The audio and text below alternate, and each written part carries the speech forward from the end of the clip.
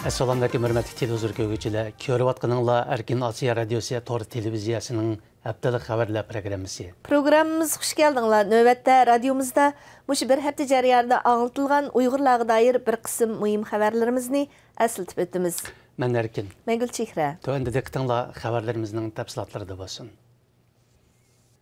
Yaqında G'ulji shahridagi dаңlıq Uyg'ur boylaridan Sodiqjon va Saqojimning lagerga qamalganligi haqida uchurlar tarqalgan edi.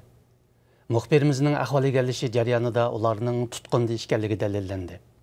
Sodiqjon va Saqoji ikkalan 2000-yillarda o'z inidan pul chiqarib, Sodiqjon, Saqojim Umid boshlang'ich maktabi nomida maktab solgan. Bu maktablar namarat Uyg'ur bolalari haqsiz o'qigan bo'lsa, yana 30-40 tak Uyg'ur o'qituvchi muqim xizmat qilgan edi. Bu vaqtdagi ahvollarni egallash jarayonida yana Sodiqjonning qizi Fatugulning 2017-yil martda tuqqan yo'qlab G'uljiga qaytishida pasport tortib olinganligi. Fatugulning Amerika fuqaroligidagi o'g'li Hamdan Xushtarningmi onasi bilan birga G'uljidan chiqmaganligi ma'lum bo'ldi.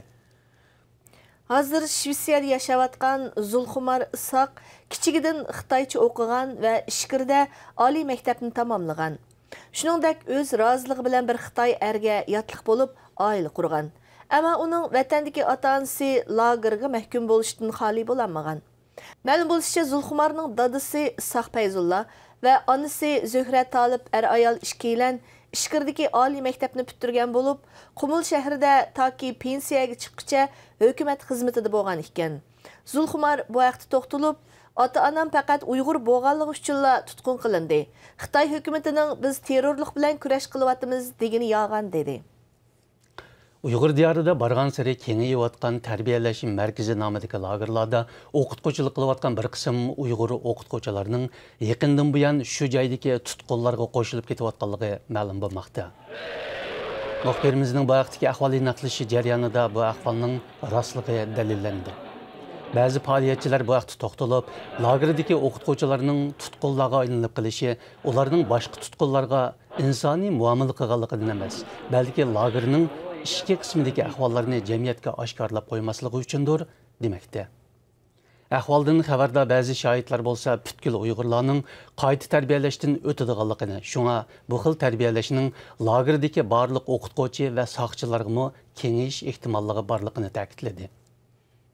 Musulmonlar dunyosi va G'arb dunyosida o'xshashla zo'r sondagi ko'rurmanlar bo'lgan Al Jazeera televiziyasida 15 mart kuni maxsus Uyg'urlar masalasi munozir qilindi. Boshma-bosh temasidagi bu programmada riyosatchi Mahdi Hasan bilan Xitoy hukumatining iqtisodiy maslahatchisi Charles Liu Uyg'urlar masalasi haqida keskin suhbatlashdi. Charles Liu bu masalada o'sal ahvoldan qutulish uchun mening bu ishlardan xabarim yo'q ekan, agar rostilla shundaq ish bo'lgan bo'lsa, haqiqatan yomon bo'pti degan.